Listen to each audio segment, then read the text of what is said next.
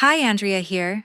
I'm not going to spoil too much, but if you believe that being family is about more than just a last name, then this story is for you. Let's listen. At the Christmas party, my father stood in front of the glittering tree and declared, "Only the grandchildren carrying the Smith name will receive gifts." I watched the 5 other cousins cheer as their names were called, while my 6-year-old daughter Cassidy stood frozen, her innocent eyes welling up with tears as she realized she was being left behind. My mother added another twist of the knife. "She's not really part of the family anyway." Cassidy trembled, tears streaming down her cheeks, yet she didn't dare cry out loud. I didn't scream. I didn't weep. I calmly opened my purse and took out a folder that had been waiting there for weeks, the result of countless sleepless nights enduring this contempt. I quietly walked up and placed it directly into my father's hands. The moment his eyes caught the legal heading on the paper, his face turned deathly pale and his breath hitched. My mother, standing beside him, found her voice trembling. "What? What have you done, Andrea?" I didn't answer. I gripped Cassidy's hand and led her out of the manor, immediately leaving the Smith family stunned in silence behind us, surrounded by their piles of luxury gifts. Are you curious about what was in that folder that could make a powerful family collapse in an instant? Don't go anywhere. The truth will be revealed right after this. Hit subscribe to follow this satisfying journey to the end. The windshield wipers of my SUV struggled against the heavy, wet snow of a Massachusetts December, rhythmic thuds echoing the pounding in my chest. Beside me, Cassidy was curled into a ball, her small fingers still clutching the tattered hem of her coat, her silence heavier than the storm outside. I kept my eyes fixed on the blurred red taillights ahead, but my mind was stuck on the frozen expression of Arthur Smith, my father, as the weight of that manila folder finally registered in his hands. That folder wasn't just paper. It was a definitive strike against 6 years of being treated like an invisible servant in my own childhood home. It contained the notarized revocation of my medical power of attorney and the formal withdrawal of my financial sponsorship for their long-term care insurance. 6 years ago, when my husband passed away, I didn't just lose a partner, I lost my anchor. I moved back to this town with a toddler and a broken heart, thinking that family would be my sanctuary. Instead, I became a tool. I remembered the grueling months after Arthur Smith suffered his first major stroke.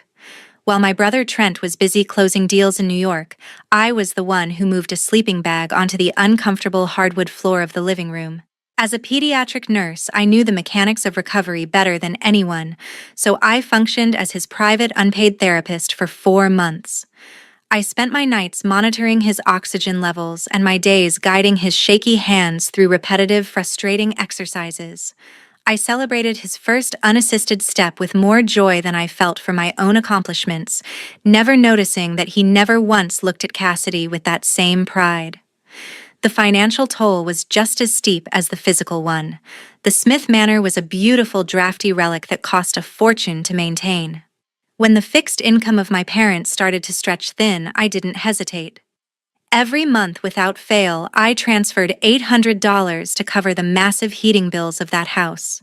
That was $800 that didn't go into Cassidy's college fund or toward a better life for us. I justified it by telling myself that keeping the family home warm was my duty. I managed the labyrinth of their medication schedules, coordinating with 3 different specialists and fighting with insurance adjusters who tried to deny their claims. I was the bridge between them and a comfortable old age, a bridge they crossed every single day without ever stopping to check if the foundation was cracking. The folder I left on that mahogany table was a legal severance of those ties. By withdrawing my sponsorship, I was effectively handing them the true cost of their lifestyle. In the state of Massachusetts, losing a designated medical proxy with professional credentials meant their insurance premiums would skyrocket by nearly 40%. More than that, it meant the next time Arthur Smith felt a phantom pain in his chest, or Beatrice Smith forgot which pill was for her heart and which was for her blood pressure, my phone wouldn't be the one to ring. They had spent years telling me that Cassidy wasn't a true Smith because she carried her father's name, ignoring the fact that the only person keeping the Smith legacy from collapsing into debt and illness was the very woman they were now alienating. I gripped the steering wheel tighter as we passed the town line. The heat in the car was humming, a stark contrast to the icy dismissal I had endured for over an hour. My parents had lived in a world where my labor was a given, an endless resource they could tap into while simultaneously treating my daughter like an uninvited guest. They relied on my expertise to keep death at bay and my bank account to keep the lights on, yet they couldn't find a single gift under a 12-foot tree for a 6-year-old girl who shared their blood. That folder was the only language they understood, the language of value, cost, and consequence. As the snow began to pile up on the roadside, I realized for the first time in years that the air felt lighter. I was no longer the daughter who was lucky to be included. I was a mother who was finally choosing her own child over a name that meant nothing but pain.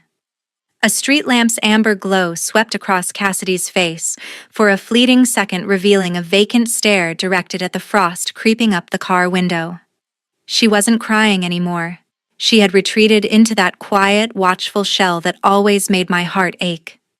It was a defense mechanism she had perfected over the years, a way to make herself small enough to avoid the sharp edges of a family that never quite found a place for her.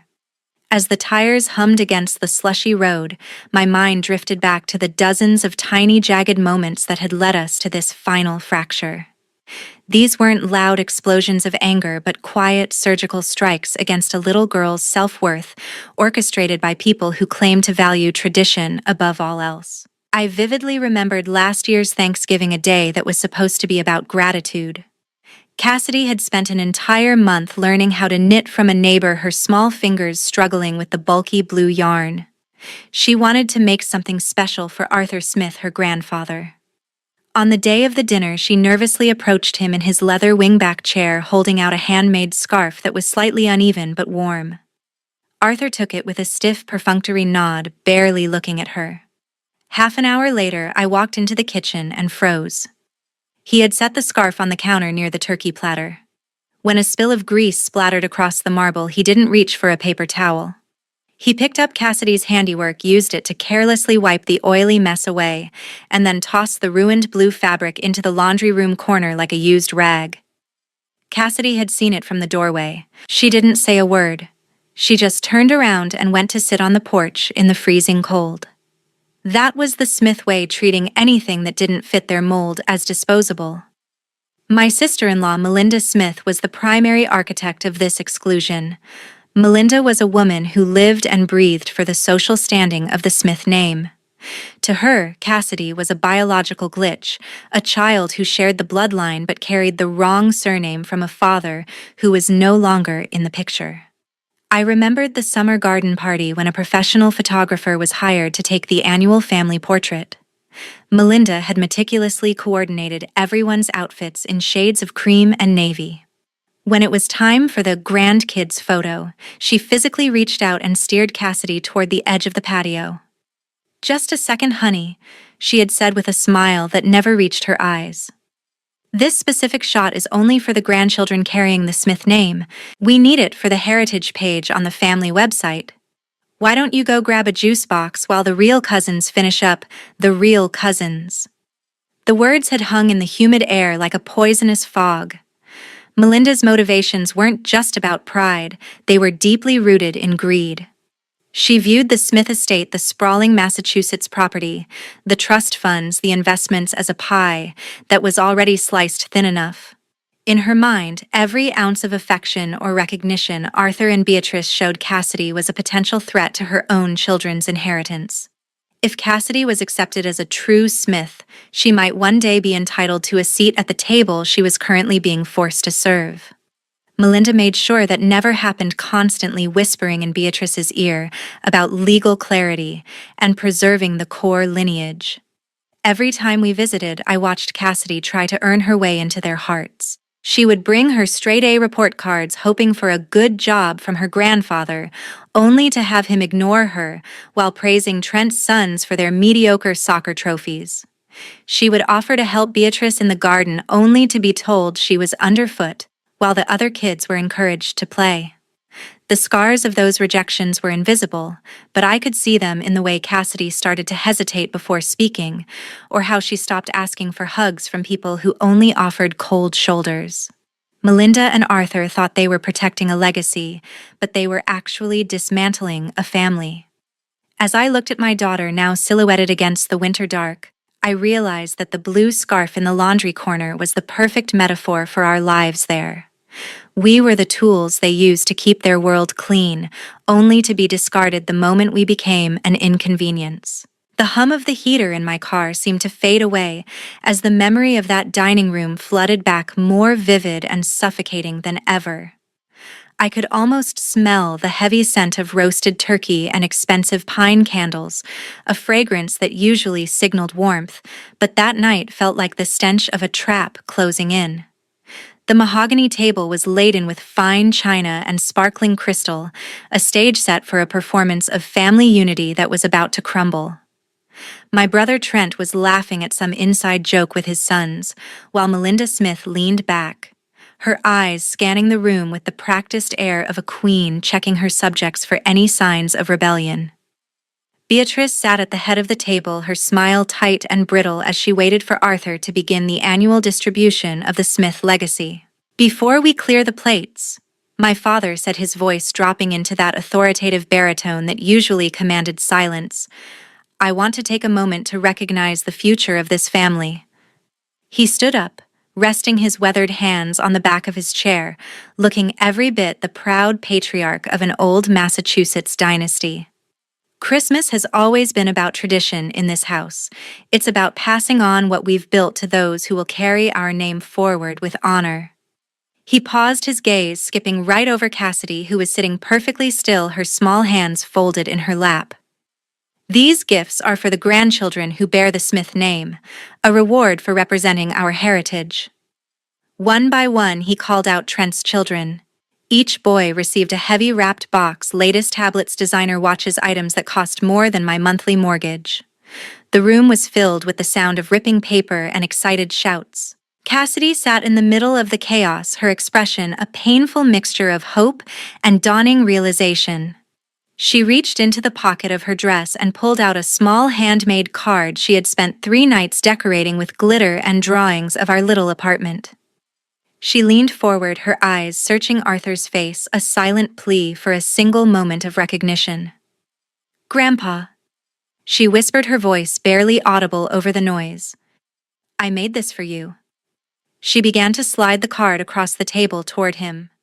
At that exact moment, Melinda Smith reached for the gravy boat, her elbow making a deliberate, sharp movement that caught Cassidy's shoulder.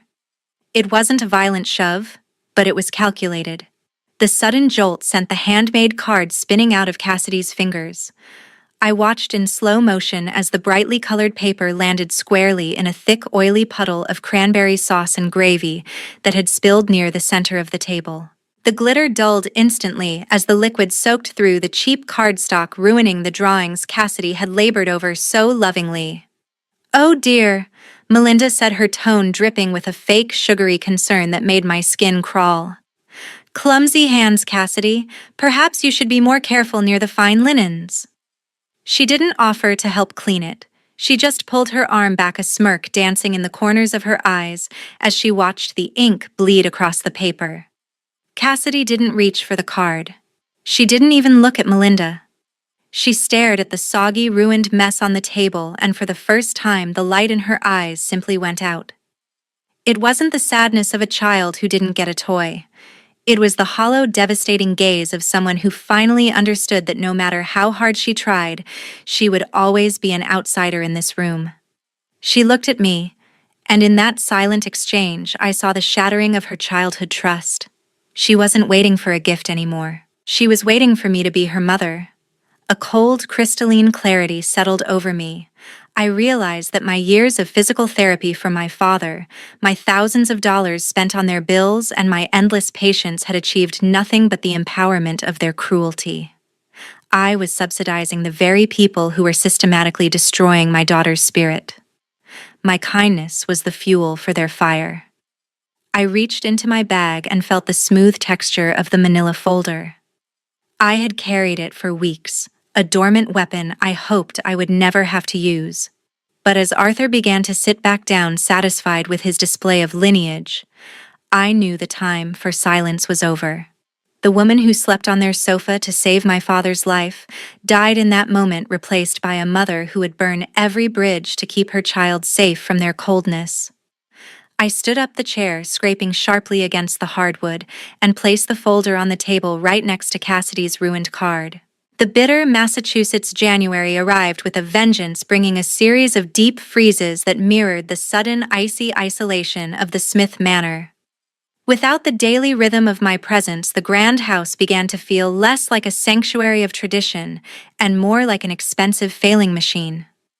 I had spent 6 years as the silent operator of their lives, and within just 3 weeks of my departure, the gears began to grind to a devastating halt. The first cracks appeared in the very foundation of my father's health. Arthur Smith was a man of rigid habits, but those habits were curated entirely by me.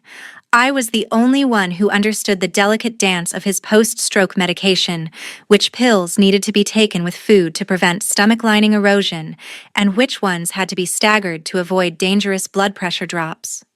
Left to their own devices, Beatrice and Arthur fumbled through the plastic organizers I used to fill. By the second week, Beatrice, overwhelmed by the sheer complexity of the prescriptions, accidentally doubled Arthur's dosage of a potent blood thinner while forgetting his heart stabilizer entirely.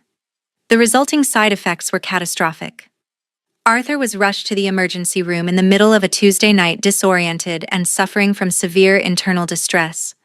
But the true shock didn't happen in the hospital room. It happened at the billing desk. Because I had officially withdrawn my medical sponsorship and revoked my status as his healthcare proxy, the hospital's finance department triggered a massive audit of his insurance coverage. Without my professional credentials backing his home care plan, the preferred provider discounts vanished instantly. A single night in the observation ward resulted in a bill that reached into the thousands, a figure that would have been a fraction of the cost under my oversight. As the medical crisis mounted, the financial reality of the Smith estate began to bleed into the red. The first utility bill arrived, a staggering $900 for the midwinter heating of that drafty colonial mansion. For 6 years, that bill had quietly vanished from their minds because I had been paying it. Now it sat on the mahogany foyer table, an unpaid omen of things to come. Beatrice reached out to Trent Smith, expecting her golden son to step into the gap I had left behind. After all, Trent was the high-powered lawyer who lived for the Smith name. But Trent's loyalty was built on the assumption that someone else, namely me, was doing the dirty work. When faced with the actual cost of maintaining his parents' lifestyle, his tone changed from arrogant to evasive. "I have my own overhead to worry about, Mom." I heard he told her during a heated phone call that Beatrice later tried to use to guilt-trip me. "I have 2 sons in private hockey leagues and Melinda's country club dues.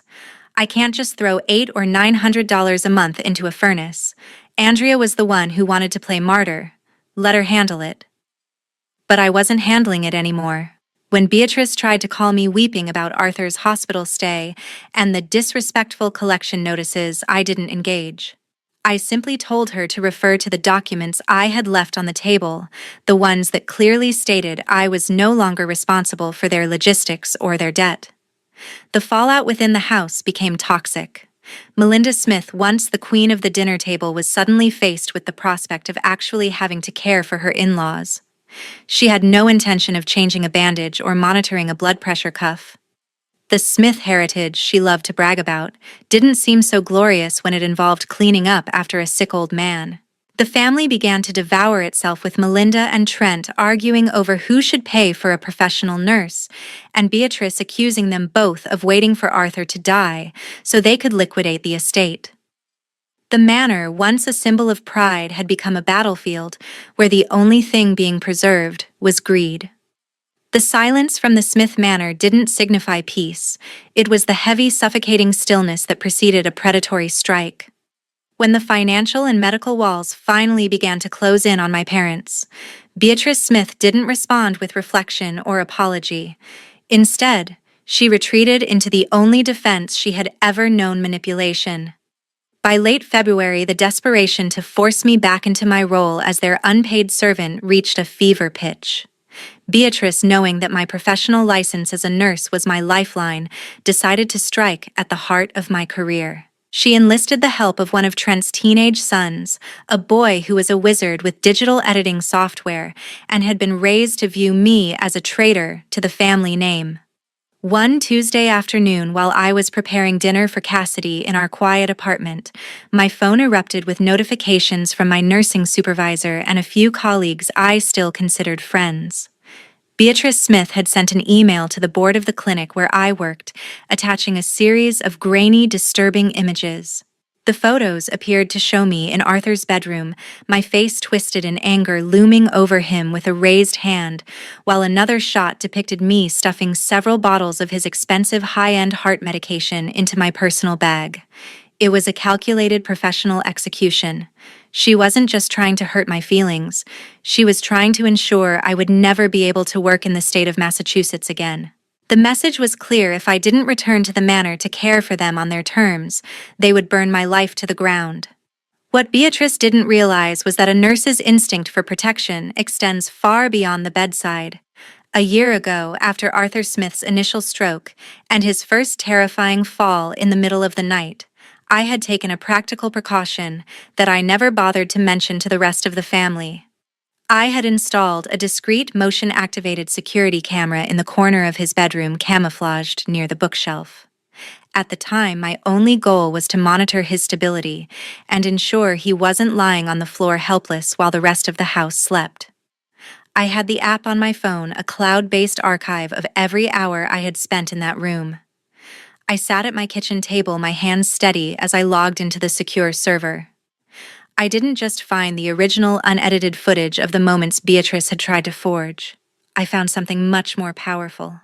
I watched the raw video of the day those theft photos were supposed to have taken place. In the real footage, I wasn't stealing medication. I was carefully inventorying it, checking the expiration dates and cross-referencing them with the hospital discharge papers to ensure Arthur wasn't being over-medicated. My face wasn't twisted in rage. It was etched with the weary, patient focus of a daughter who was doing the work of 3 people for free. But as I scrolled further back through the archives, the camera captured the silent, heartbreaking reality of Cassidy's life in that house. I saw footage I hadn't even known existed. There was a clip of Cassidy shyly walking into Arthur's room with a glass of water, only to have him point toward the door without looking at her, his lips curling in a silent dismissal that made her shoulders slump as she slunk away. I saw Beatrice Smith enter the room after I had left, picking up a drawing Cassidy had left on the nightstand and tossed it into the trash with a look of pure, cold annoyance. The camera had been a silent witness to the years of microaggressions and the quiet erasure of my daughter's existence. I didn't call my mother to plead with her. I didn't scream at Trent for allowing his son to participate in a felony. Instead, I carefully downloaded the high-definition files, the original unaltered footage of the alleged abuse, and the supplementary clips of their emotional coldness. I drafted a single, concise email. I attached the video evidence that proved the photos were a digital fraud, and I copied not just my supervisor, but the Smith family's legal counsel and the entire extended family group chat. I provided the timestamps that showed exactly when the edits had been made. Beatrice had wanted to use the truth as a weapon, but she had forgotten that the truth is a solid, unyielding thing. By the time I hit send, I felt a weight lift that I had been carrying since the day I moved back home.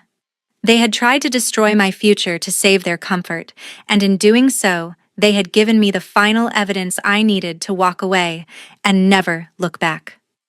By the time the stubborn Massachusetts frost finally surrendered to the pale warmth of April, the world, as the Smith family knew, it had completely thawed into a reality they were unprepared to face.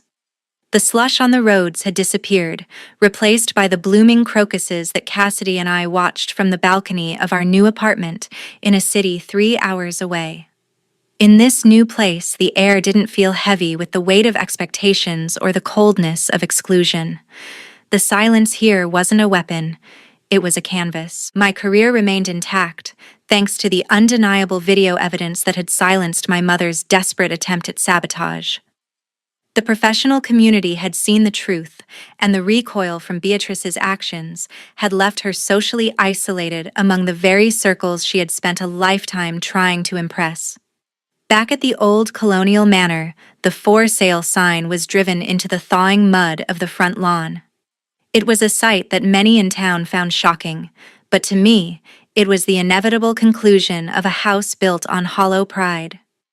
Arthur Smith's health continued to be a volatile expense that the family could no longer subsidize with my free labor. The mountain of medical bills combined with the loss of the monthly financial support I had provided for years had created a debt that even Trent Smith's legal maneuvering couldn't erase. Trent, true to his nature, had refused to dip into his own private savings to save the family home, opting instead to protect his personal assets. Without a martyr to pay the bills and a nurse to provide the care, the Smith empire was liquidated to pay for a professional assisted living facility, one far smaller and less prestigious than the manor they were forced to vacate. I heard through a distant cousin that the atmosphere during the final move was poisonous. Melinda Smith had reportedly spent the entire time complaining about the loss of her heritage, while Beatrice and Arthur were left to realize that the sons they had prioritized over me were the first ones to suggest they sell the furniture. They had chosen a name and a lineage over a daughter and a grandchild, and in the end, that name couldn't provide a single hour of bedside care or a single dollar of genuine support. They were left with the bitter taste of a legacy that had no heart. For Cassidy and me, the transition was marked by a quiet, profound ceremony of our own. We sat together at the small wooden table in our sunny kitchen, surrounded by half-unpacked boxes and the smell of fresh coffee. I had the legal paperwork laid out before us, the documents for our official name change. I told Cassidy that she didn't have to carry her father's name if it felt like a reminder of loss, and she certainly didn't have to carry the Smith name that had been used as a fence to keep her out. "You can choose, Cassidy," I whispered, holding her hand. "What do you want the world to call us?" She looked out the window at the clear blue sky, her expression thoughtful and remarkably mature for a 7-year-old who had seen so much. She didn't choose a name based on history or prestige. She chose a word that she said reminded her of the way the sun felt on her face during our first morning in the new apartment. She chose Sterling. To her, it sounded like something bright, unbreakable, and new. Watching her sign her new name with a flourish of her pen, I realized that the greatest victory wasn't seeing the Smith Manor go on the market. It wasn't seeing Trent and Melinda scramble to explain their greed to the rest of the town. The true victory was the look of absolute peace in my daughter's eyes. I had protected her. I had shown her that her self-worth was not a bargaining chip to be traded for a grandfather's approval or a seat at a table that didn't want her. The lesson I learned, and the one I hope stays with anyone listening to this story, is that family is not a status you inherit. It is a bond you earn through consistency and care. A name on a legal document or a drop of shared blood is meaningless if it is used to justify cruelty. Real family is the person who sleeps on a hardwood floor to monitor your breathing after a stroke. It's the person who pays your bills without asking for credit. But most importantly, real family is the one who will burn the most prestigious bridge in town just to make sure a child never has to wonder if they are enough. Cassidy Sterling is enough. She always was. And as we walked out into the spring sunlight together, I knew that for the first time in our lives, we weren't just part of a family, we were home.